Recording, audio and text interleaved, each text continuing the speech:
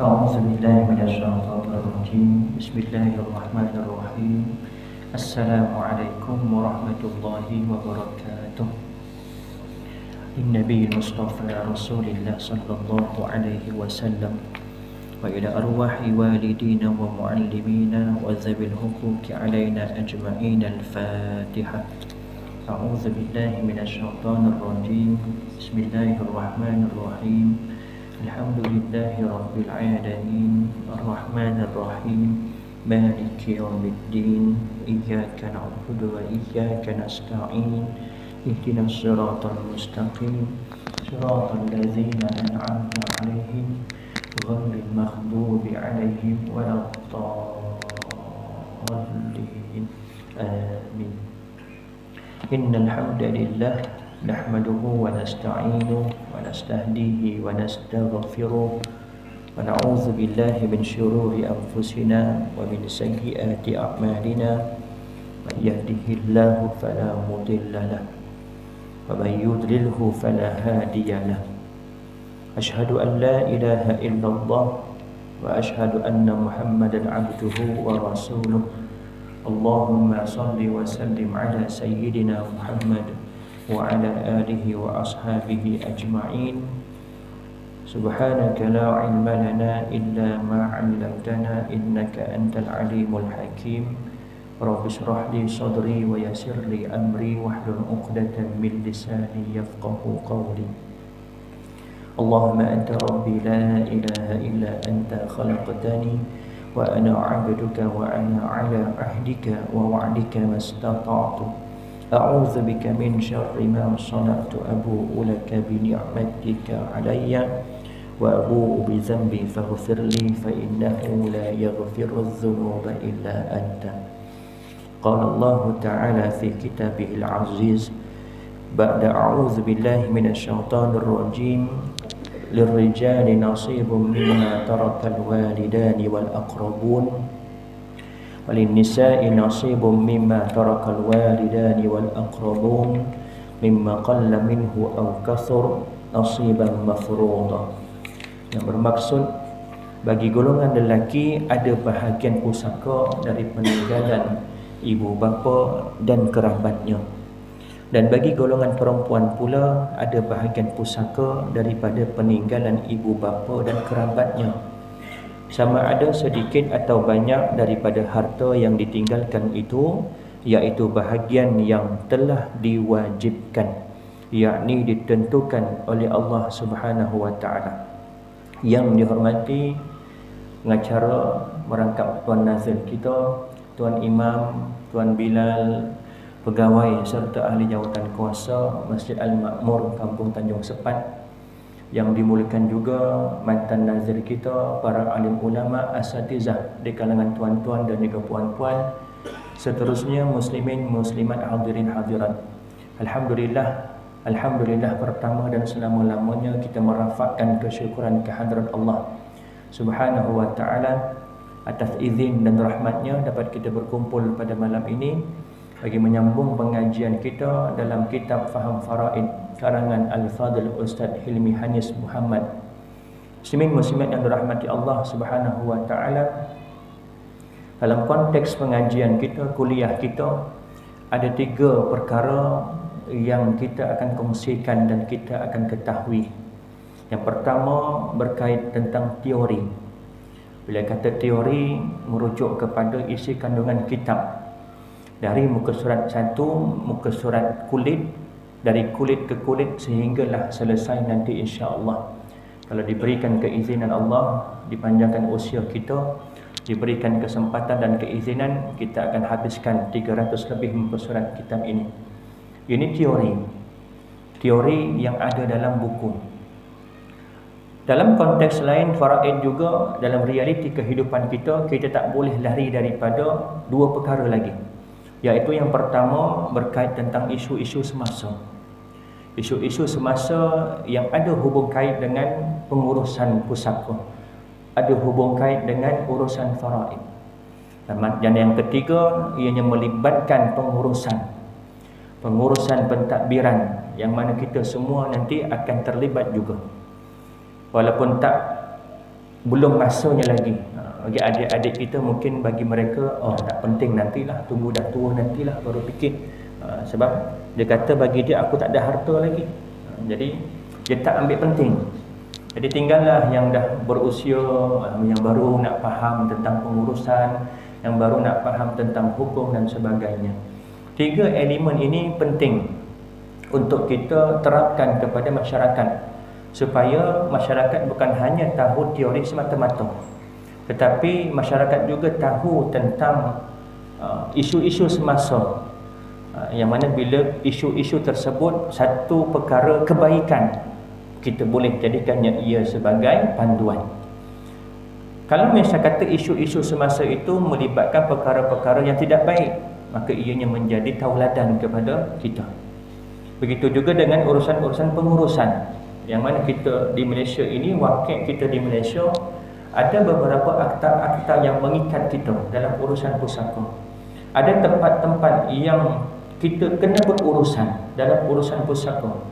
Tak lari, tak boleh lari, mesti kena berurusan di tempat-tempat tersebut dengan proses-prosesnya. Jadi ini juga penting supaya masyarakat bukan hanya sekadar tahu tentang teori semata-mata, bukan hanya tahu tentang hukum semata-mata, tetapi antara tujuan, hadaf, objektif adalah untuk memberi kefahaman kepada masyarakat, tahu teori dan juga pengurusan urusan pusaka tersebut, yang mana natijahnya dapat menghindarkan daripada masalah-masalah harta pusaka yang tertangguh, harta pusaka yang tidak diuruskan, harta pusaka yang dibekukan. InsyaAllah pada malam ini kita sambung pada muka surat yang ke-123. Yang lepas kita tak sempat nak baca kitab, InsyaAllah malam ini kita akan masuk dalam bacaan kitab, sambungan pengajian kitab kita, muka surat 123. Perkara yang ke-12 dan ke-13. Saudara lelaki seibu dan saudara perempuan seibu mempunyai 2 bahagian. Yang lepas daripada 1 sampai yang ke-11 kita dah bincangkan tentang ibu, ayah, suami, isteri, datuk, nenek, anak lelaki, anak perempuan, yang fardu lah, anak perempuan, saudara perempuan, saudara lelaki, seibu sebapa, saudara sebapa. Malam ini kita masuk dalam hal waris yang ke-12 dan ke-13, iaitu saudara lelaki seibu dan juga saudara perempuan seibu. Kalau tuan-tuan perasan yang lepas, bagi saudara seibu sebapa dan sebapa dipecahkan antara lelaki dan juga perempuan, kerana pengiraan bagi lelaki dan perempuan berbeza. Kalau perempuan, dia akan mengambil alih tempat anak perempuan bila seorang dapat 1/2. Bila ramai perempuan semua, dapat 2/3. Bila bercampur ada lelaki dan perempuan, dapat asabah ma'al ghairi, dengan nisbah lelaki 2, perempuan 1. Tetapi dalam isu saudara seibu, lelaki dan perempuan dia special, sama rata. Tak ada istilah nisbah 2 lelaki, perempuan 1. Ini bagi keadaan saudara seibu. Maka oleh itu disekalikan perkara 12 dan 13 ini, keadaannya bagi saudara seibu lelaki dan perempuan. Ada 2 keadaan, 2 bahagian mengikut keadaan-keadaan yang tertentu. Bahagian yang pertama 1/6. Mereka ini akan dapat 1/6. Siapa dia? Saudara seibu dengan si mati, adik-beradik sama ibu, lain bapa. Seorang perempuan janda, ada anak dah, kemudian suaminya mati, kahwin dengan suami yang baru, dapat lagi anak. Maka anak-anak ini dikira saudara seibu, sama ibu, lain bapa. Itu keadaan mereka, nak bagi gambaran. 2 keadaan. Yang pertama, mereka dapat 1/6. Bila mana jika mereka berseorangan, iaitu saudara lelaki ada seorang sahaja atau saudara perempuan ada seorang sahaja. Tak kira sama ada lelaki atau perempuan, ini masalah saudara seibu, sebab tu dicampurkan lelaki dan perempuan sama keadaan. Kalau bercampur pun dapat juga sama rata, dia tak ada beza. Tetapi saudara seibu sebapa dan sebapa tadi dia ada beza. Kalau seorang sama ada lelaki atau perempuan, maka mereka akan mendapat 1/6. Dalilnya apa? Muka surat 124. A'udzubillahi minasyaitonirrajim. Wa in kana rajulun yurathu kalalatan aw imra'atun wa lahu akhun aw ukhtun falikulli wahidin minhumas sudus. Dan jika si mati yang diwarisi itu lelaki atau perempuan yang tidak meninggalkan anak atau bapa, dan ada meninggalkan seorang saudara lelaki seibu atau saudara perempuan seibu, maka bagi tiap-tiap seorang itu daripada keduanya ialah 1/6. Surah An-Nisa ayat yang ke-12. Dalam ayat ini kalau kita lihat istilah digunakan kalalah. Apa makna kalalah? Seseorang yang mati tidak ada waris usul dan furu', tidak ada waris di atas dan tidak ada waris di bawah. Siapa waris di atas?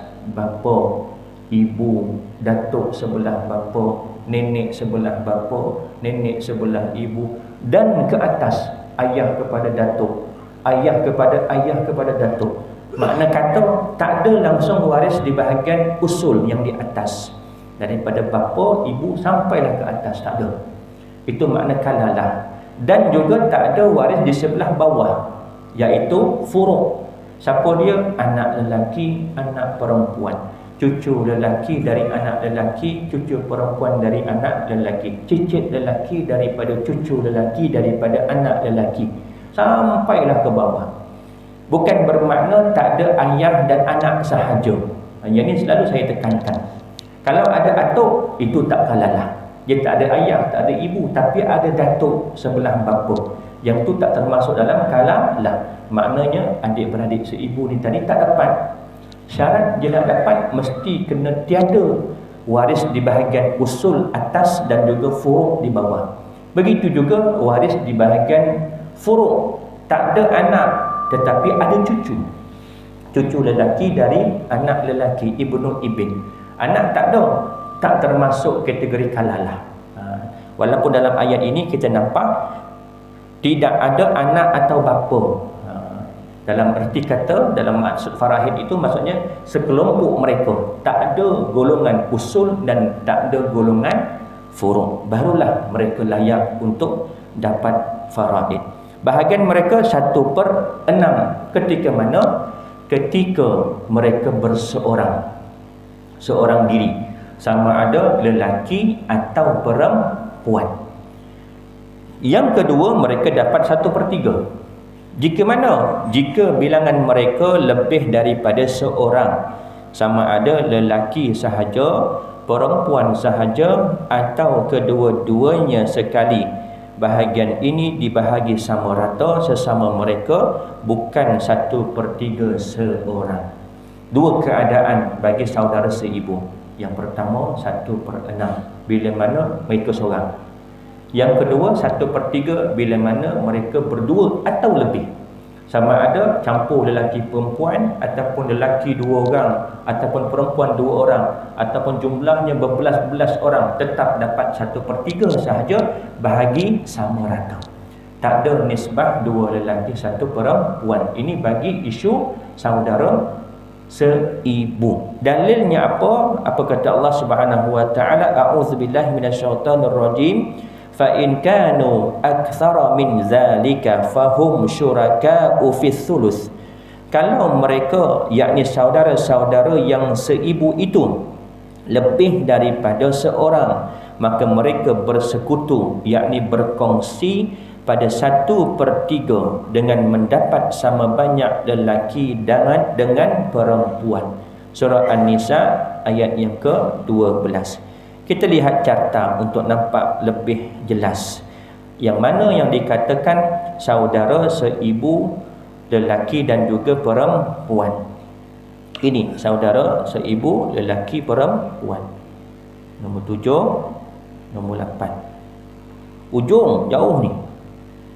Waris ke tidak? Waris. Dua keadaan. Yang pertama dapat 1/6. Yang kedua dapat 1/3. Mereka ni nak dapat dengan syarat apa? Dengan syarat tiada si mati ini bapa dan ke atas, tak ada golongan usul, dan juga tak ada golongan furuk yang di bawah. Anak tak ada, cucu juga tak ada, dan ke bawah juga tak ada. Barulah mereka dah dapat. Kalau ada saudara lelaki sebapa atau saudara lelaki seibu sebapa, atau ada juga saudara seibu sebapa, mereka dapat tak? Dapat. Dapat. Cuma nanti dia ada satu bab yang khusus. Ada satu bab bila mana mereka dapat dengan cara berkongsi, syuraka, mushtarakah. Dengan sebab kalau kira-kira yang seibu dapat lebih banyak daripada saudara seibu sebapa, sedangkan yang lebih dekat hubungan adalah seibu sebapa. Dalam keadaan itu mereka akan berkongsi dengan saudara seibu sebapa. Ini kita nak cerita tentang saudara seibu lelaki dan perempuan. Dapat 1/6 bila mana mereka seorang sahaja, sama ada lelaki atau perempuan. Kemudian dapat 1/3 bila mana mereka ada 2 orang atau lebih, sama ada lelaki atau perempuan.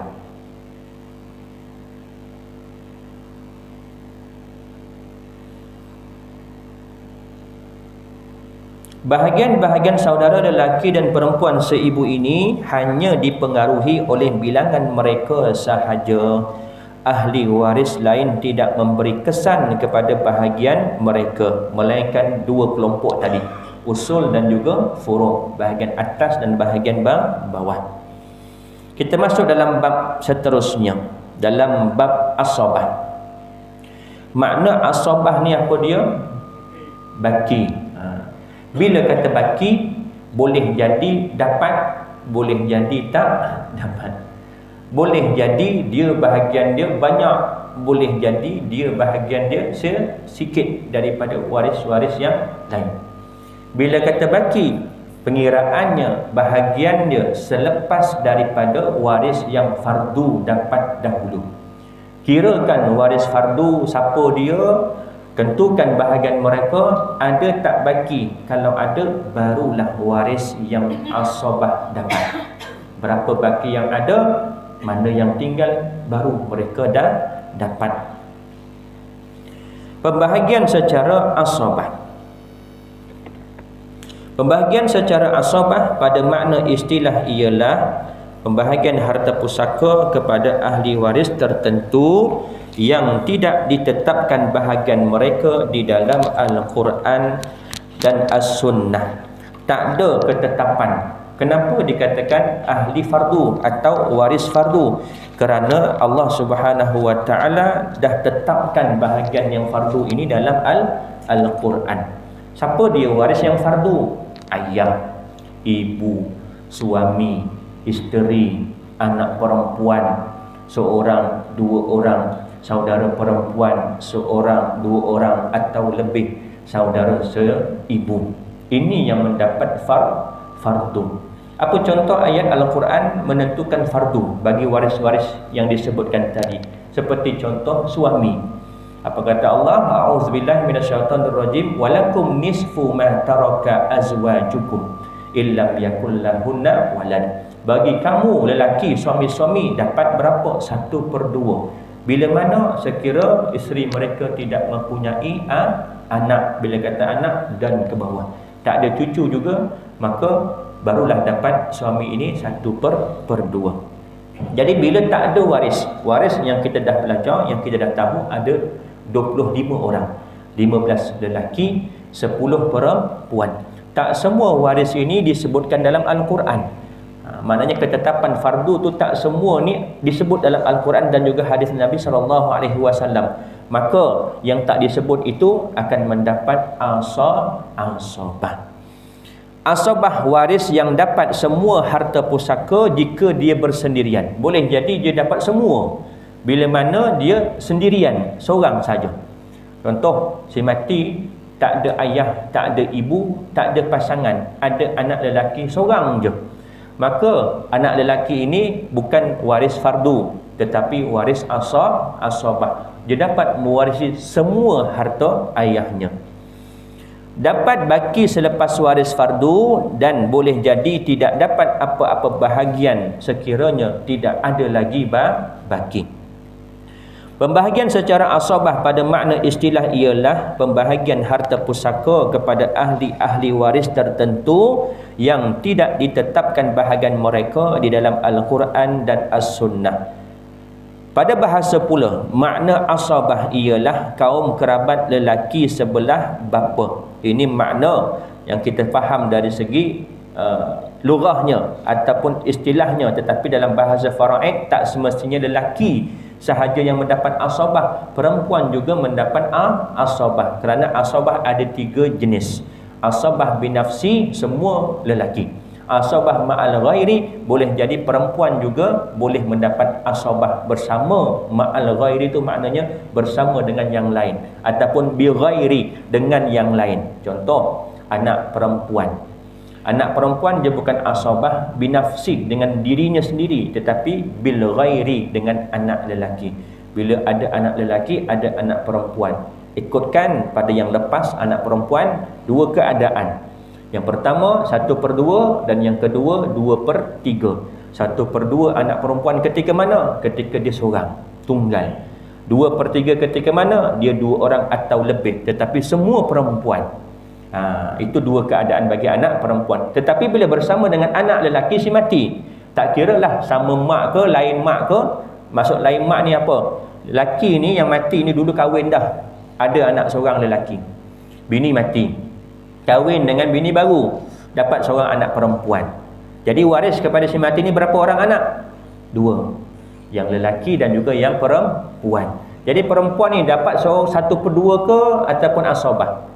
Asabah. Walaupun dari segi kita nampak jelas, oh dia ni tunggal, anak tunggal daripada ibunya, tetapi dia ada saudara sebapa, dikira anak kepada si mati, maka dia dikira sebagai asabah bi ghairi. Dia akan dapat asabah dengan nisbah 2 lelaki 1 perempuan. Begitu juga keadaan adik-beradik. Adik-beradik seibu sebapa dan juga sebapa. Kalau dia seorang perempuan, 1/2 mengambil alih tempat anak perempuan. Kalau dia 2 orang atau lebih, 2/3. Tetapi kalau bersama dengan adik-beradiknya yang lelaki, maka mereka akan dapat asabah bi ghairi dengan nisbah 2 lelaki 1 perempuan. Mereka dinamakan asabah kerana mereka melindungi nasab si mati dan hubungan yang kuat di antara mereka dan si mati. Kisah Sa'ad, ini sebuah hadis. An Jabir qala ja'at imra'atu Sa'din bin Ar-Rabi' ila Rasulillah sallallahu alaihi wasallam faqalat ya Rasulullah hatani ibnata Sa'd ibn Rabi' qutila abuhuma ma'aka fi yaumi Uhudin syahidan wa inna ammahuma akhadha malahuma falam yada' lahuma malan wala tunkihani illa walahuma malun faqala yaqdillahu fi dhalik fanazalat ayatul mirath faarsala Rasulullah sallallahu alaihi wasallam ila ammihima faqala u'tib natai Sa'din ats-thulutsaini wa ummuhuma ats-thumun wa ma baqiya fahuwa laka. Daripada Sayyidina Jabir bahawa isteri Sa'ad bin Rabi' telah datang menemui Rasulullah sallallahu alaihi wasallam. Maka dia berkata, "Ya Rasulullah, 2 orang anak perempuan ini adalah anak Sa'ad bin Rabi'. Bapa mereka, yakni Sa'ad, telah mati syahid ketika bersamamu berperang bersama-sama dengan Rasulullah sallallahu alaihi wasallam dalam peperangan Uhud. Kemudian bapa saudara kedua anak ini telah mengambil harta pusaka mereka tanpa meninggalkan apa-apa harta untuk mereka. Bapa saudara ni merujuk kepada siapa? Adik-beradik Sa'ad bin Rabi'. Bapa bermakna adik-beradik lelaki. Ini kita faham. Cara kita pun dah bincangkan sebelum ni dalam bab sejarah pewarisan pusaka. Sebelum turunnya ayat-ayat faraid yang mana wanita-wanita dan kanak-kanak ini terhalang daripada mewarisi pusaka. Jadi siapa yang mewarisi? Hanya kaum kerabat lelaki dewasa sahaja yang mewarisi. Kalau ada ayah si mati, ayah akan mewarisi. Kalau tak ada ayah, pergi kepada adik-beradik lelaki yang dewasa sahaja. Kanak-kanak dan wanita memang tak dapat. Jadi isteri Sa'ad bin Rabi' ini kesal dengan tindakan adik ipar atau abang ipar, adik-beradik Sa'ad. Ambil ke semua harta. Sa'ad ini wafat syahid ketika peperangan Uhud bersama dengan Rasulullah SAW. Dan ada 2 orang anak perempuan yang masih kecil. Kalau masih besar pun tetap tak dapat masa tu, walaupun wanita dah besar, kerana dulu sejarahnya hanya lelaki dewasa sahaja yang mewarisi pusaka. Nampak tak macam mana Islam menaikkan martabat wanita? Daripada asal tak dapat langsung, dan diturunkan istimewanya ayat-ayat faraid ini diturunkan dalam surah An-Nisa, surah wanita, tentang pembahagian-pembahagian faraid. Sedangkan mereka tidak dapat berkahwin melainkan mereka memerlukan harta. Ini ibu kepada 2 orang anak ini, isteri kepada Sa'ad bin Rabi', mengeluh dan meluahkan kepada Rasulullah SAW. Pakcik mereka ni ambil semua harta. Aku dah tak ada harta lagi dah, dan aku tak mampu nak membesarkan, nak kahwinkan mereka ini sebab dah tak ada harta. Semua diambil oleh adik-beradik saudara Sa'ad bin Rabi'. Maka Rasulullah SAW menjawab, Allah akan menentukan hukum pada perkara itu. Maka turunlah ayat pewarisan, ayat yang ke-11 surah An-Nisa. Apa dia ayat yang ke-11 surah An-Nisa? Yusikumullahu fi auladikum lizzakari mithlu hazil unthayain. Itu surah An-Nisa, ayat yang ke-11. Yusikumullahu fi auladikum lizzakari mithlu hazil unthayain. Panjang ayat ni. Ini yang saya highlightkan warna hijau ni. Ini surah An-Nisa ayat yang ke-11. Kita baca sedikit. Sebab dalam buku ni tak dinyatakan kan, dia cuma bagi tahu surah An-Nisa ayat yang ke-11. Apa kata Allah Subhanahu wa taala? A'udzubillahi minasyaitonir rajim. Yusikumullahu fi auladikum lizzakari mithlu hazzil unthayain. Fa in kunna nisaan fawqa thnataini falahunna thulutsa ma tarak. Wa in kanat wahidatan falahan nisfu wali abawaihi likulli wahidin minhuma. Ini dah bahagian ayah dan juga ibu. Yusikumullahu fi auladikum, yang bermaksud Allah perintahkan kamu mengenai pembahagian harta pusaka untuk anak-anak kamu, iaitu bahagian seorang anak lelaki menyamai bahagian 2 orang anak perempuan. Anak lelaki menyamai bahagian 2 orang anak perempuan. Dalam erti kata lain, nisbah 2 lelaki 1 perempuan. Siapa yang tentukan ni? Allah Subhanahu wa taala. Bukan Nabi sendiri yang menentukan. Sehingga Nabi kata Allah akan turunkan, Allah akan memberikan ketentuan. Maka turun ayat ini yang ke-11. Ini sejarah. Sebab urut hadis tadi dengan kisah ini, kisah isteri Sa'ad bin Rabi' tadi. Jika anak-anak perempuan itu lebih daripada 2 orang, maka bahagian mereka ialah 2/3 daripada harta yang ditinggalkan oleh si mati. Dan jika anak perempuan itu seorang sahaja, maka bahagiannya ialah 1/2 daripada harta itu. Kemudian Rasulullah SAW bersabda kepada bapa saudara mereka dengan berkata, berikan kepada kedua anak Sa'ad sebanyak 2/3. Sebab apa? Sebab anak Sa'ad ada dua orang perempuan. Kalau ada 3 orang, kalau ada 5 orang, semuanya perempuan, tetap dapat 2/3. Dapat 1/2 ketika mana? Ketika seorang saja, tunggal saja. Ibu mereka dapat berapa? Iaitu isteri kepada Sa'ad bin Rabi' dapat 1/8. Apa dalilnya? Kenapa isteri dapat 1/8? Lihat surah An-Nisa ayat yang ke-12. Walakum nisfu ma taraka azwajukum illam yakul lahunna walad. Kemudian ini bahagian suami. Fa in kana lahunna waladun falakum rubu' mimma taraka mimma wasiyati.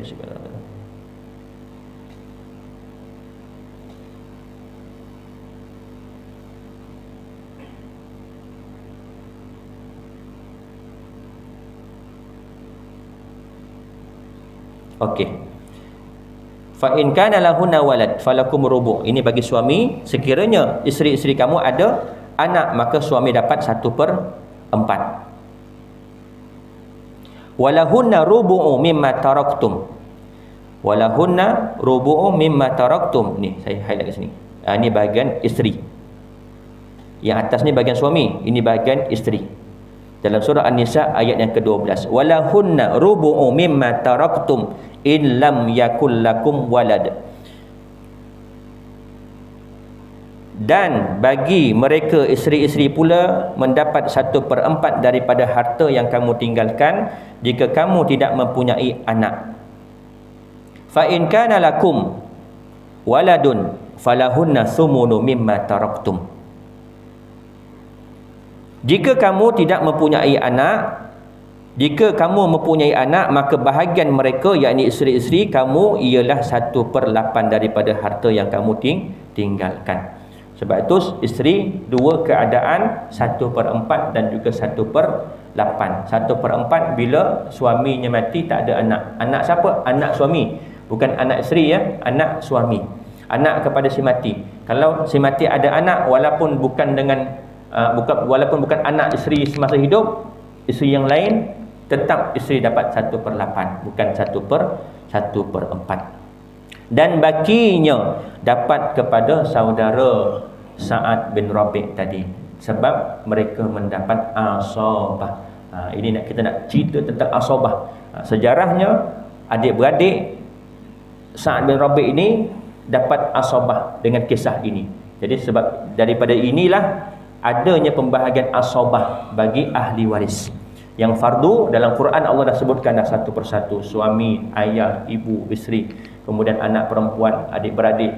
Tetapi bagi asabah, ini antara kisah awal pembahagian asabah daripada harta pusaka. Kepada siapa? Saudara lelaki dengan Sa'ad bin Rabi'. Jenis-jenis pembahagian harta pusaka kepada asabah. Terdapat 3 jenis pembahagian bagi ahli waris asabah, iaitu yang pertama dapat semua, yang kedua dapat baki, dan yang ketiga tidak dapat. 3 keadaan. Nasiblah. Kalau misal kata waris yang lain tu tak ramai, maka dia boleh jadi dapat. Ataupun dia dapat semua, tak ada waris lain, dia seorang je ada. Ataupun dia tak dapat langsung. Sebab apa? Waris-waris yang lain tu terlalu ramai yang fardu. Yang pertama dapat semua. Ahli asabah mengambil seluruh harta jika si mati meninggalkan ahli waris asabah sahaja. Si mati tidak mempunyai ahli waris fardu. Dalilnya daripada ayat 176 surah An-Nisa. Apa kata Allah Subhanahu wa taala? A'udzubillahi minasyaitonir rajim. Wa huwa yarithuha illam yakul laha walad. Yang bermaksud, dan bagi saudaranya yang lelaki, yakni seibu sebapa atau sebapa, mewarisi seluruh harta saudara perempuan jika dia tidak mempunyai anak. Kalau ada anak, maka saudara akan terhalang. Konsep asabah, walaupun jauh lagi kita nak bincang, tapi nak bagi mudah faham, nak bagi gambaran awal. Asabah ni dia ada 5 kelompok. Kelompok yang pertama adalah kelompok furuk, anak lelaki, cucu lelaki dan ke bawah. Bila ada kelompok pertama, maka kelompok-kelompok yang lain akan terhalang mendapat asabah. Ini kita cerita tentang asabah. Dia tak mau jadi 2 kelompok, dua-dua dapat asabah, takkan jadi. Cuma 1 kelompok saja. Kelompok pertama adalah dari kelompok furuk, anak kepada si mati. Yang kedua, usul, bahagian atas, bapa si mati. Bila ada bapa si mati, ada anak lelaki, maka bapa tak dapat asabah, dapat yang fardu sahaja. Berapa bapa dapat? 1/6. Tetapi kalau bapa ada, anak lelaki tak ada, maka bapa dapat 1/6 campur dengan asabah. Kerana bahagian yang bawah, yang nombor 1, furuk tak ada, waris lelaki. Kemudian tak ada yang kedua, 1 tak ada, furuk tak ada, usul tak ada, dia akan pergi kepada yang mana? Yang ketiga. Siapa dia bahagian yang ketiga? Adik-beradik. Adik-beradik seibu sebapa dan adik-beradik sebapa. Kita lihat rajah di sini supaya nak lebih nampak jelas. Ini kelompok yang pertama. Anak lelaki, cucu lelaki. Ini asabah binafsi. Kalau asabah ma'al ghairi, campur anak lelaki, anak perempuan, dia dapat asabah bi ghairi. Cucu lelaki, cucu perempuan dapat asabah bi ghairi. Ini golongan yang pertama. Yang kedua, ke atas. Bapa, datuk dan ke atas. Kalau ada, maka adik-beradik tak dapat. Tak ada bapa, tak ada datuk sebelah bapa, tapi ada moyang sebelah bapa, maka adik-beradik juga tak dapat. Sebab dia termasuk dalam grup yang kedua, usul. Grup yang ketiga, iaitu saudara lelaki seibu sebapa dan juga saudara lelaki sebapa. Ini yang ketiga. Kalau misal kata tak ada anak, tak ada cucu, tak ada bapa, tak ada datuk, baru mereka dapat. Kerana dia step yang ketiga, turutan yang ketiga. Kalau misal kata ada bapa, ada saudara lelaki seibu sebapa, ada lagi anak lelaki daripada saudara lelaki seibu sebapa, maknanya dia dengan cimati apa? Anak saudara. Yang ni tak dapat. Siapa dapat? Bapa dia, iaitu saudara lelaki seibu sebapa. Ada saudara lelaki seibu sebapa, ada saudara lelaki sebapa saja, yang sebapa akan terhalang. Yang dapat siapa? Yang seibu sebapa. Tak ada seibu sebapa, barulah yang sebapa dah dapat. Saudara lelaki seibu, tadi kita dah bincangkan. Dia bukan asabah, dia ahli fardu, 1/3 atau 1/6. Salah seorang 1/6, kalau 2 orang atau lebih 1/3, kongsi sama rata. Tak ada golongan yang ketiga ni, barulah pergi kepada keempat, iaitu bapa saudara seibu sebapa dan juga bapa saudara sebapa. Jauh. Kalau tak jumpa juga anak kepada mereka, iaitu kalau dengan cimati sebagai apa? Sepupu dengan cimati. Jauh tak jauh? Jauh, dapat harta pusaka. Jadi makna kata kita di Malaysia ni, bila tak ada waris yang asabah, maka baki itu akan pergi ke mana? Baitul mal. Di Malaysia, kalau tak ada waris lelaki di kalangan asabah, maka baki harta semati akan pergi ke baitul mal. Dalam buku ni kita ada satu bab zawil arham. Cuma di Malaysia kita ada baitul mal, harta tadi pergi ke baitul mal. Kalau di negara-negara lain yang tak ada baitul mal, dia akan pergi ke zawil arham. Siapa dia zawil arham ni? Dia saudara, ada ikatan tetapi bukan waris. Seperti contoh anak lelaki dari anak perempuan. Ini. Kalau ikut turutan dia, anak lelaki daripada anak perempuan, ini bukan waris tetapi zawil arham. Lagi siapa? Bapa kepada ibu, atuk, kita panggil atuk. Tetapi dalam atuk yang mendapat pusaka, termasuk dalam waris adalah atuk sebelah bapa. Yang ini atuk sebelah ibu, dia bukan waris tetapi zawil arham. Cuma kita di Malaysia, wakil kita zawil arham tak dapat, dia akan pergi ke baitul mal.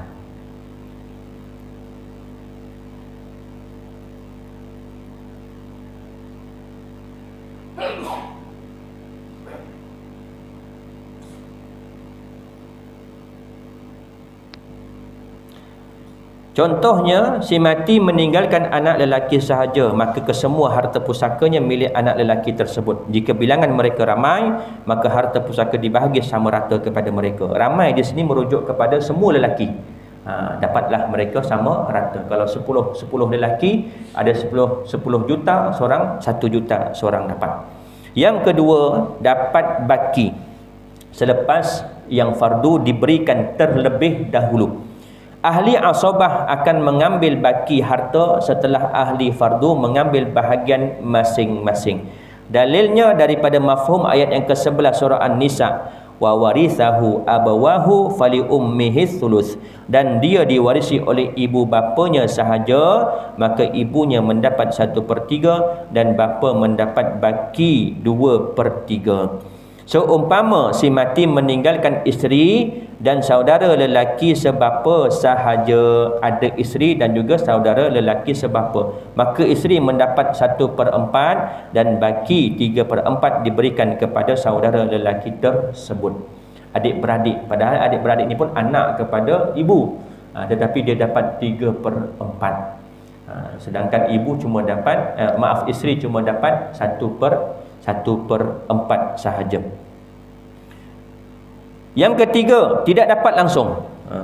Mereka tidak akan mendapat pusaka kerana tiada baki harta setelah diambil oleh ahli fardu. Misalnya, si mati meninggalkan suami, seorang saudara perempuan seibu sebapa dan seorang saudara lelaki sebapa, maka suami memperolehi 1/2 dan saudara perempuan pula dapat 1/2, manakala saudara lelaki itu tidak mendapat apa-apa kerana tiada lagi baki setelah suami dan saudara perempuan mengambil bahagian masing-masing.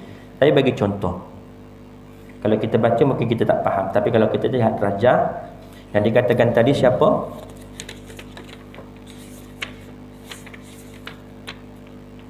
Misalnya si mati meninggalkan suami, ada suami. Kemudian seorang saudara perempuan seibu sebapa, saudara perempuan seibu sebapa, dan seorang saudara lelaki sebapa, saudara lelaki sebapa. Maka suami mendapat 1/2, isteri saudara perempuan seibu sebapa dapat 1/2 kerana dia mengambil alih tempat anak perempuan. Cuma dalam situasi ini anak perempuan tak ada, anak lelaki pun tak ada, bapa pun tak ada, ibu pun tak ada, yang ke atas juga tak ada, yang ke bawah juga tak ada. Jadi yang ada warisnya cuma 3 orang. Pertama suami, yang kedua saudara perempuan seibu sebapa, adik-beradik dia yang seibu sebapa, dan seorang saudara lelaki sebapa, adik-beradik sebapa. Maka suami dapat 1/2. Saudara perempuan seibu sebapa dapat 1/2 juga. Ada tak baki lagi? Tak ada dah, separuh-separuh. Maka saudara lelaki sebapa yang sepatutnya dapat asabah tak dapat apa-apa. Jangan dimarahkan pula. Yang perempuan tu, ini dah memang tak ada hak dia dah. Tak ada bahagian dia sebab tak ada baki. Bukan bermakna asabah mesti dapat. Kadang-kadang orang faham asabah mesti kena dapat.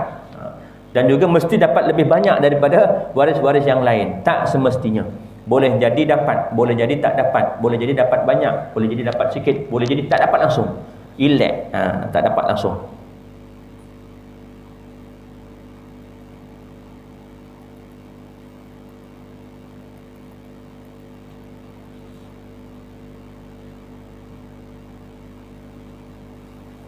Jenis-jenis asabah, insya-Allah kita akan sambung pada perjumpaan akan datang. Sebelum kita akhiri, mungkin ada soalan daripada tuan-tuan yang nak tanyakan. Ya.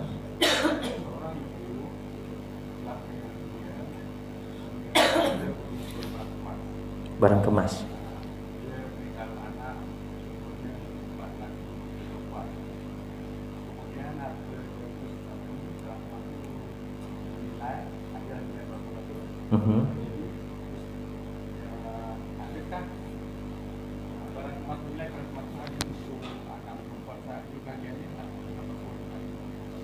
Untuk anak-anak lelaki pun dapat. Okey. Ini pun banyak berlaku dalam situasi masyarakat kita. Kadang-kadang maknya pun dah wasiat siap-siap. Nanti kalau mak dah mati, barang kemas ni kamu bagi-bagi dekat adik-beradik kamu yang perempuan saja. Sah ke tidak? Sah wasiat tersebut. Tak sah. Kerana apa? Tak cukup syarat, iaitu diberikan kepada ahli waris. Wasiat bukan kepada ahli waris. Innallaha qad a'ta haqqahu kullu dhi haqqin haqqahu fala wasiyata liwarithin, kata Nabi SAW. Tiap-tiap waris ni Allah dah bagi. Innallaha qad a'ta, sesungguhnya Allah Subhanahu wa taala dah bagi hak mereka, iaitu ahli waris, dengan bahagian masing-masing mengikut faraid. Fala wasiyata liwarithin, maka tiada lagi wasiat kepada ahli waris. Jadi kadang-kadang mak ni ialah mungkin tak faham. Dia kata sama juga kadang-kadang ada orang yang berwasiat, nanti kalau mak ayah dah tak ada, kamu bahagi sama rata dengan anak-anak, dengan adik-beradik kamu. Maknanya semua anak-anak tu diwasiatkan dapat sama rata. Boleh ke tak boleh? Tak boleh. Wajib ke kita laksanakan wasiat tersebut? Tak wajib. Tak timbul isu anak derhaka. Tuan-tuan, puan-puan yang dirahmati Allah, kita kena faham faraid ini adalah faridatan minallah. Kewajipan, wajib di situ wajib menentukan, menetapkan ibu dapat berapa, ayah dapat berapa, suami, isteri, anak lelaki, anak perempuan. Untuk menetapkan itu hukumnya wajib, faridatan minallah. Bila kata wajib, maksudnya apa? Buat dapat pahala, tak buat berdosa. Boleh tak kalau misal kata kita sebagai mak ayah kita wasiat, nanti kalau mak ayah dah mati nanti, mak wasiatkan kamu supaya jangan sembahyang fardu. Macam pelik kan? Sedangkan sembahyang tu wajib. Kita suruh benda yang tak buat, jangan buat benda yang wajib. Sama juga keadaannya macam tu. Dia wasiatkan supaya anak-anak ni tadi jangan ikut faraid, sedangkan ketentuan tu fardu faridatan minallah. Kita nak kata macam tu tapi tak gamak, tapi itulah hakikatnya masyarakat kita. Seolah-olah dia mewasiatkan satu perkara yang melanggar hukum syarak. Diberikan kepada ahli waris, kadang-kadang untuk tujuan-tujuan yang bukan kebaikan, kadang-kadang melebihi daripada had yang sepatutnya. Wasiat ini secara ringkas bukan kepada ahli waris, tak melebihi daripada 1/3. 1/3 itu bukan 1/3 daripada harta keseluruhan awal, tidak. 1/3 selepas diuruskan sebelum wasiat. Apa dia perkara yang sebelum wasiat? Pengurusan jenazah si mati, mandinya, kafannya, solatnya, kebuminya, hutang si mati sebelum wasiat. Selesaikan dulu hutang-hutang si mati, hutang dengan Allahnya, hutang dengan manusianya. Kemudian kalau misalnya kata lagi ada hutang dengan bank, kena selesaikan. Ada gadaian-gadaian dekat Ar-Rahnu, kena selesaikan dahulu. Adalah selepas pada tu ada baki contoh 10,000. 10,000 itulah harta bersih selepas daripada pengurusan jenazah dan hutang. Maka wasiat tadi tak lebih daripada 1/3 daripada 10,000 tadi. Bukan 1/3 daripada mula-mula contoh 100,000. Tapi bila dah tolak hutang, tolak itu ini, tinggal 10,000. Bukan daripada 100,000 tetapi daripada 10,000. Bermakna dalam 3,333 ringgit 33 sen sahaja maksimum. Jika lebih, kalau lebih tak wajib laksana, tapi harus dengan cara apa? Dengan mendapat persetujuan daripada waris-waris, kerana dia dah mengambil hak waris-waris yang mendapat faraid. Sama juga dalam keadaan wasiat kepada ahli waris, tak wajib, tetapi boleh tak buat? Boleh, sekiranya ada keizinan daripada waris-waris yang lain. Waris-waris ni waris yang berhak dapat. Kita kena faham faraid selepas daripada wasiat. Kalau wasiat tadi kepada ahli waris, bermakna bahagian waris yang dapat faraid ini tadi akan berkurang. Sepatutnya 10,000 tadi boleh bahagi 2 orang kepada waris, seorang 5,000. Tetapi disebabkan wasiat tadi diberikan 1/2 contoh kepada anak yang seorang, makna baki yang tinggal lebih kurang 5,000, bahagi lagi 2 dekat anak yang tadinya 2 orang. Jadi 2,500. Dia akan mengurangkan bahagian yang faraid tadi. Jadi kena dapat persetujuan daripada ahli waris yang berhak dapat. Kalau misalnya kata ahli waris tak bersetuju, wasiat tadi tak boleh dilaksanakan. Ini kalau lebih daripada 1/3 dan kepada ahli waris. Berbalik kepada soalan tadi, kalau misal kata diberikan kepada anak perempuan, mati maknya harta tadi termasuk dalam harta pusaka, wajib ditentukan mengikut faraid. Bermakna ada hak daripada anak-anak lelaki juga. Anak lelaki juga ada hak. Kalau dia kata tak apalah kak, akak ambil lah bahagian saya, barang kemas mak, tak apalah, saya pun, isteri saya pun dah banyak dah, gelangnya, rantainya dah cukup dah. Sebab kadang-kadang kita pun faham, boleh jadi harta tu dipustakai oleh nenek, dipustakai oleh moyang. Jadi dapat dekat mak kita, dan mak kita pula kalau boleh biarlah dapat dekat anaknya yang perempuan. Tapi dari segi hak, bila kata hak, anak lelaki juga ada hak mengikut faraid. Cuma kena dapat persetujuan, sama ada dia nak bagi ataupun dia nak tebus hak dia. Boleh kak ambil kak, tapi nilaikan bahagian saya, akak kena bayar dekat saya. Ambil lah emas tu tak apa, tapi bayar dekat saya, nilaikan. Kalau misalkan kata susah-susah, tak ada duit nak tebus hak, jual, bahagi mengikut faraid dengan nisbah 2 lelaki 1 perempuan. Okey. Jelas ni ya? Ada lagi soalan?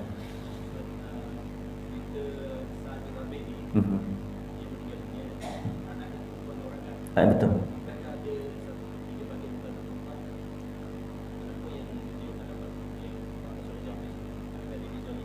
Ini sebelum turunnya ayat faraid. Ini sebab urut, sebab turunnya ayat Al-Quran, sebab nuzul ayat Al-Quran surah An-Nisa ayat yang ke-11. Ini kisah dia.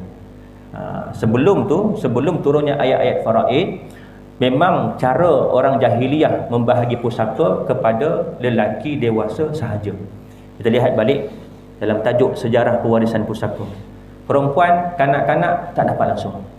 Maka turun ayat Al-Quran surah An-Nisa ayat yang ke-11 menaikkan martabat wanita, mereka juga dapat dengan nisbah 2 lelaki 1 perempuan. Kalau seorang 1/2, kalau lebih 2/3. Jelas ya? Ya.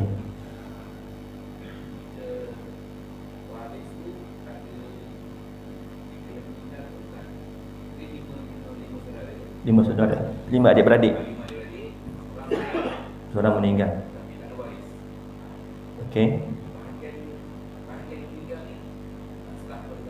Bahagian yang meninggal nak serah kepada siapa? Lihat meninggalnya bila. Syarat untuk seseorang mewarisi pusaka, waris hidup semasa pemilik harta mati. Okey, kalau misal kata mati dia kemudian selepas pemilik harta mati. Contoh saya buat gambaran. Ini si mati. Dia ada berapa orang adik-beradik tadi? 5 orang. Lelaki perempuan? 2 lelaki, 3 perempuan.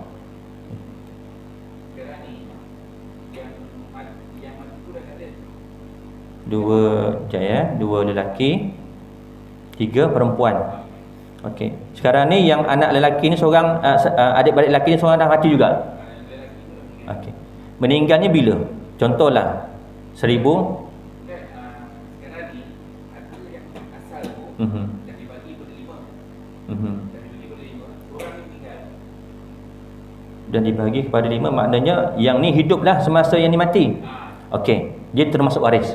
Okey, kemudian dia pula meninggal dunia pula. Kan maksud saya, bahagian yang ustaz tadi yang teknik mula tu, itu dah tak ada. Kenapa tak ada? Sedangkan dia ada hak. Maksudnya bapa dia ni nak tinggalkan, nak bagi 5. Nak bagi 5. Okey. Okey, nak bagi 5, seorang meninggal. Seorang meninggal tak ada waris. Ini kita cerita bapa ke kepada si mati ni, sebab di sini ada bapa lagi ni. Bapa tak ada. Bapa dah tak ada. Okey. Okey, bapa tak ada, adik-beradik ada 5. Adik-beradik ada 5. Okey, sekarang kita cerita si mati, jangan cerita pasal bapa. Si mati, dia ada 5 orang adik-beradik, 2 perempuan, 2 lelaki, 3 perempuan. Okey. Si mati tak ada tinggal waris pun. Ini waris ni. Ini semua waris ni. Maksudnya anak. Anak daripada X ni. Okey, nak dibahagi macam mana? Okey, bila anak tak ada, jangan pergi ke mana? Jangan pergi kepada ayah dulu, belah atas. Tapi ayah juga tak ada, baru pergi kepada sisi. Sisi ni siapa? Adik-beradik, saudara si mati. Kalau ada saudara lelaki dan juga perempuan seibu sebapa, mereka akan mendapat asabah bi ghairi dengan nisbah 2 lelaki 1 perempuan. Kalau misal kata ada saudara seibu sebapa, ada saudara sebapa, maka yang sebapa tak dapat. Dia akan dapat saudara seibu sebapa. Kalau ada seibu sebapa dan seibu, dua-dua dapat. Seibu sebapa dapat dan juga seibu juga dapat. Yang ibu dapat fardu, yang sebapa, seibu sebapa dapat asabah. Tapi itu dalam bab musyarakah, jauh nanti kita akan jumpa. Bila bertembung 2 saudara, seibu sebapa ataupun sebapa dengan seibu. Okey. Jadi persoalannya kalau yang ni mati juga. Maksudnya yang Betul. Jangan pergi ke adik-beradik. Ini tempat yang ketiga. Kelompok yang ketiga tadi saya beritahu dalam asabah. Kelompok pertama bawah furuk, yang kedua usul atas bapa sampai datuk sampai yang ke atas. Kemudian yang ketiga sebelah sisi iaitu adik-beradik. Seibu sebapa dan sebapa. Okey, menjawab soalannya. Susah nak faham soalannya. Okey, last satu lagi sebelum kita akhiri. Ya.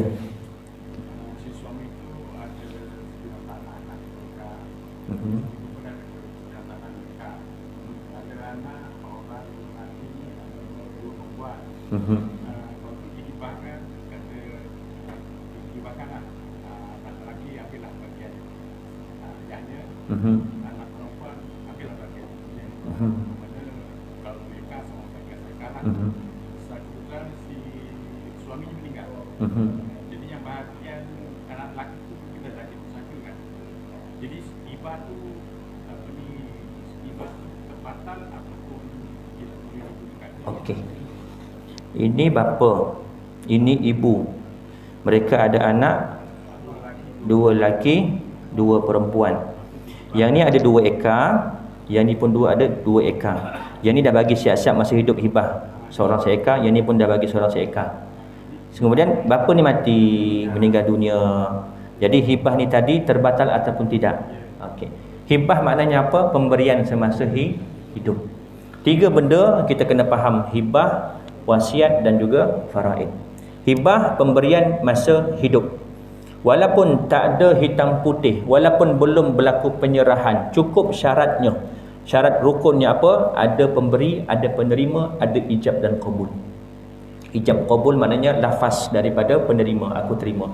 Walaupun dia belum pindah milik, belum tukar nama kat geran tadi, bermakna sah. Bila mati pemilik hibah ni yang memberi hibah, harta yang dah dihibahkan tadi dah tak termasuk dalam harta pusaka. Itu hibah. Wasiat dia mention nanti dah mati nanti baru dapat. Dia bagi masa hidup tetapi dapatnya nanti lepas mati. Kalau ayah dah mati nanti, tanah 1 ekar hujung kampung kamu wakafkan bagi kepada masjid untuk tanah perkuburan. Contoh, bagi tak masa hidup? Belum lagi. Tapi nak mati, dah mati nanti baru bagi. Dan wasiat ni antara perkara sunat yang dianjurkan dalam Islam supaya apa? Supaya umat kita, umat Islam ada peluang untuk berbuat kebaikan walaupun dah mati. Kita nak bagi masa hidup, boleh jadi kita nak guna harta tu, tetapi kita wasiatkan dah mati nanti gunakan untuk sekian-sekian, wakafkan untuk ini, jadi pahala tu berterusan dapat. Itu sunat untuk berwasiat. Berbalik kepada soalan tadi, harta tadi batal ke tidak? Sah, dapat dekat anak-anak. Jadi yang menjadi harta pusaka selain daripada 2 ekar ni, kita jangan ingat harta pusaka ni tanah saja. Boleh jadi kenderaan, motor, kereta, baju ni pun termasuk dalam harta pusaka. Jangan ambil ringan. Baju, jam, cincin. Jadi caranya nak bahagi kena takharus. Takharus maknanya apa? Kena serah hak, sama ada serah sebahagian atau sepenuhnya. Sama ada serahan tu ada imbal balik, ada bayaran, ditebus ataupun tidak ditebus. Itu makna takharus. Tak apalah, ambil lah jam ni, aku tak nak. Siapa nak? Kumpulkan harta si mati yang lain. Contoh, ada jam, ada telefon, ada pakaian, baju arwah ayah, siapa nak? Masing-masing tak nak. Aku nak ya, okey ambil. Tu takharus tu. Takharus maknanya ada, yang penting ada persefahaman dan muafakat di kalangan ahli waris. Tujuan utama supaya kita tak ambil hak orang lain. Yang banyak berlaku kesalahan, ambil senyap-senyap. Waris lain tak tahu. Pinggan mangkuk dekat almari hilang. Berkaki. Pinggan mangkuk berkaki, tahu-tahu hilang. Emas, rantai, gelang, masa hari mak mati ada, tiba-tiba seminggu lepas tu kita nak bincang dah tak ada, hilang. Waris-waris tak tahu, yang lain tu makan harta secara batil. Kaedah takharus tadi sama ada muafakat itu dia nak bagi sepenuhnya ataupun dia imbal balik. Maknanya boleh kau nak ambil tu bayar kat aku. Bahagian aku ada 1/8 contoh. Harga ni 800, bagi kat aku 100. Boleh bayar kat dia. Yang penting selesai di kalangan ahli waris. Kita tak mengambil hak waris-waris yang lain. Tu matlamat tujuan faraid ini, dia punya penghujungnya dapat mengelakkan kita daripada memakan harta secara batil. Kita tak boleh nak ambil hak orang sewenang-wenang semudah-mudahnya. Walaupun sekecil-kecil harta, pen ke, selipar sekalipun, kalau misalnya kata ada nilainya dan ada waris yang nak, kena maklumkan dengan waris-waris yang lain. Jangan ambil ringan dalam bab pusaka. Jelas ni ya. Okay. Jadi pukul 8.50 nak masuk isu semasa dah lewat dah. Saya nak masuk dalam bab harta sepencarian tu, yang tengah kecoh sekarang ni kan. Kematian 2015, tetapi hari ini masih belum selesai. Harta sepencarian yang dituntut oleh isteri sebanyak 2 bilion. Ada kan? Boleh sambung? Nazir kata boleh sambung, kita sambunglah. Boleh tahan sikit ya, 5 minit lebih kurang. Isu semasa sekarang kalau tuan-tuan perasan, seminggu 2 minggu ni di media sosial berkenaan seorang ahli parlimen lah, kita tak sebutlah namanya, meninggal dunia dengan kerana nahas helikopter tahun 2015. Sekarang tahun 2023. Berapa tahun dah? 8 tahun. Tuan-tuan kena faham, isu harta sepencarian dia bukan termasuk dalam urusan faraid. Dia keluar daripada faraid. Dia bukan, tak termasuk dalam bab faraid, tak termasuk dalam pusaka. Tetapi bila kita nak menguruskan pusaka di Malaysia, kita nak menguruskan pusaka, kita kena selesaikan dahulu urusan-urusan seperti contoh tuntutan harta sepencarian, seperti contoh wasiat wajibat. Wasiat wajibat ni bukan yang wasiat dalam pada awal-awal Islam tu, bukan. Wasiat wajibat ni kalau tuan-tuan Google, ada 4 buah negeri mahkamah membenarkan untuk cucu menuntut hak harta atuknya dengan kerana ayahnya mati terlebih dahulu. Contoh, ni atuk, dia ada anak lelaki, ada anak lelaki, ada anak perempuan. Anak lelaki ni ada lagi anak, mana cucu kepada atuk ni. Tapi anak lelaki ni mati dulu. Jadi bila mati dulu, cucu ni dapat tak harta? Tak dapat. Kerana terhalang dengan sebab ada anak lelaki dan juga anak perempuan yang lain. Jadi cucu ni dia boleh menuntut di mahkamah syariah atas nama wasiat wajibat. Tuntutan tu kena buat sebelum daripada proses pusaka. Sama juga dengan isu harta sepencarian. Cuma isunya yang saya nak tekankan di sini, harta sepencarian, wasiat wajibat ataupun perkara-perkara yang sebelum daripada pusaka, ianya hak penuntut dan juga pilihan penuntut, bukan mesti. Dan bila disebut, kita berbalik kepada isu harta sepencarian, proses tuntutan tu mengambil masa yang cukup panjang. Selagi tak selesai yang tu, urusan pusaka akan tertangguh. Yang dituntut tu 2 bilion. 2 bilion tu bukan harta semati. 2 bilion tu harta yang dituntut. Bermakna harta semati mungkin lebih daripada 2 bilion, mungkin 4 bilion atau lebih. Dan biasanya yang menuntut harta sepencarian ni siapa? Suami ke isteri? Isteri biasanya. Kita tak salahkan itu hak mereka. Tapi ia bukan mesti, ia pilihan. Dan tuan-tuan kena faham, prosesnya mengambil masa yang cukup panjang. Macam mana kita nak buktikan kepada pihak mahkamah? Prosesnya kita akan cakap, saya nak tuntut harta arwah suami saya ada 1 juta. Saya nak tuntut harta sepencarian 1 juta, saya nak tuntut 500,000, separuh daripada harta si mati ni, sebelum faraid lagi, sebelum pusaka.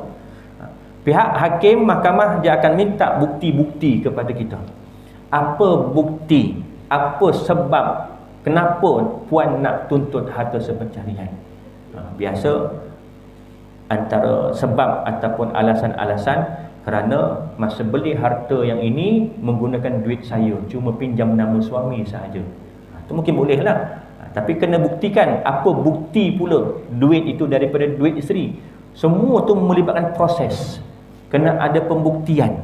Kena ada sebab yang kukuh, barulah mahkamah akan putuskan sama ada tuntutan itu boleh ataupun tidak, dan mahkamah yang tentukan berapa jumlah yang sepatutnya boleh dituntut oleh pihak isteri atau suami yang menuntut harta sepencarian. Jadi prosesnya cukup panjang. Selagi tak selesai, pusaka akan tertangguh. Pusaka akan tertangguh. Pusaka ni last, habis, tak ada isu lagi dah. Tak ada isu wasiat, tak ada isu harta sepencarian, tak ada isu wasiat wajibat, barulah pergi kepada pusaka. Yang ni kita ambil pengajaran, dah 8 tahun tak selesai lagi. Maknanya dalam tempoh 8 tahun tu, waris-waris yang lain tak merasa lagi harta si mati. Silap-silap ada yang dah mati dah. Silap-silap anaknya tu ataupun waris yang lain tu dah ada yang mati dulu dah, tak sempat nak merasa. Sebab apa? Sebab tersangkut dengan kes tuntutan harta sepencarian tadi yang belum selesai. Okey, wallahu a'lam. Cukup sekadar itu. 8.55. InsyaAllah kita akan sambung pada bulan hadapan.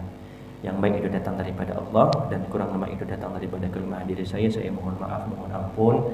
Andai terkasar bahasa, tegur saya tuan-tuan dan juga puan-puan. Sikit lagi saya nak sambung. Ini buku pengurusan dan pembahagian harta pusaka. Ini buku Faham Faraid. Ini ditulis oleh Al-Fadhil Ustaz Hanis bin Muhammad, yang ditulis oleh Wan Abdul Halim Wan Harun. Kalau ini kami di kalangan dai-dai faraid, kami gelar ustaz sebagai tuan guru lah. Tapi kalau yang ini kami gelar dia sebagai maha guru. Maknanya guru kepada guru. Kalau tuan-tuan nak dapat lebih lanjut tentang pengurusan, dia lebih cerita tentang pengurusan dan faraid. Ini cerita tentang hukum saja. Hukum, teori, pembahagian, pengiraan, hukum-hukum. Tetapi ini merangkumi semua, termasuk pengurusan-pengurusan dengan pihak pejabat pusaka kecil, dengan amanah raya, dengan mahkamah tinggi, dalamnya ada. Dan lebih kurang dalam 500 lebih muka surat, tuan-tuan boleh beli kat Shopee.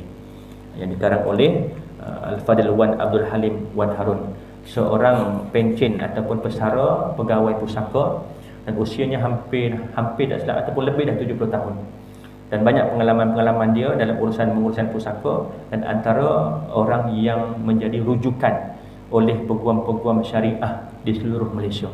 Kadang-kadang ada bengkel, ada kursus di kalangan peguam-peguam Malaysia, di kalangan orang-orang pentadbir-pentadbir tanah. Dia antara pengisi untuk memberi penerangan. Jadi antara orang yang hebat lah.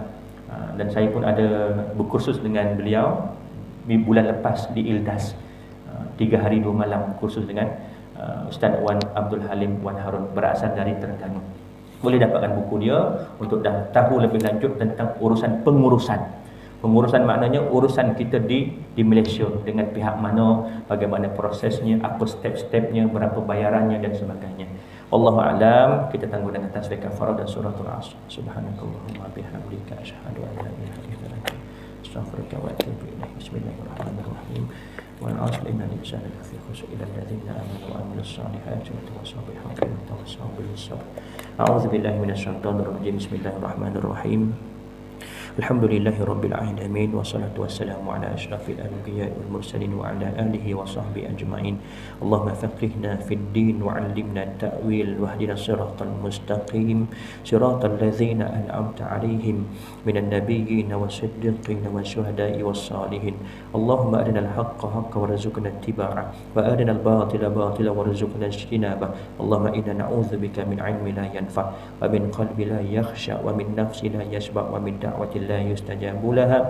ربنا آتنا في الدنيا حسنة وفي الآخرة حسنة وقنا عذاب النار. وصلى الله على سيدنا محمد وعلى آله وصحبه وبارك وسلم والحمد لله رب العالمين. السلام عليكم ورحمة الله وبركاته.